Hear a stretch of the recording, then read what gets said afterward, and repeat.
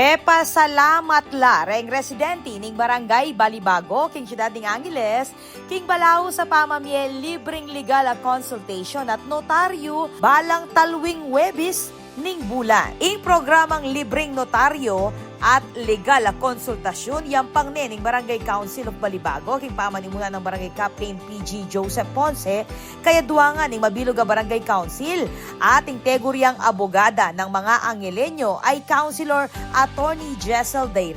Kaya po every Thursday po, every last Thursday of the month po, bigyan niya pong kaping opisina, may provide pong space para po kayong free legal consult tamo po na kaya pong Barangay Balibago. As niya pong kaya importante ni, ano pong karakalminta, second time nila po kayo kayong Barangay Balibago, para kayo po mamonsulta, para kayo tamo po asosopa na niya.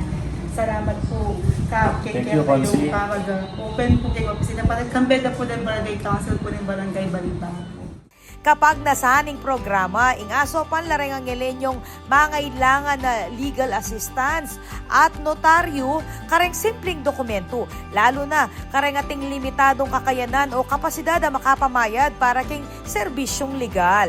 Agpang kareng opisyal ning barangay, balao sing karelang pamag sumikap na ilapit ing legal service king komunidad bilang parte ning advokasya para king masanting nga pamanibala at serbisyo. So, maragol kayong pasalamat kayong serbisyong bigyan ng Attorney Giselle.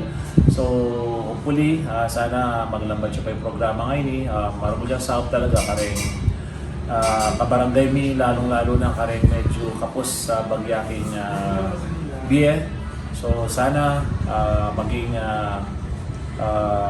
makabuluhan yung programa ngayon at appreciate na rin constituents bigyan ng Barangay Balibago. Amuyutan niya yung publiko na munta king Balibago Barangay Hall balang talwing Webis ning bulan bang makinabang king libreng serbisyong legal. Ako po, Patricia Mamangon para King News Force Pampanga. Balitang tutuking Balen, susuyo.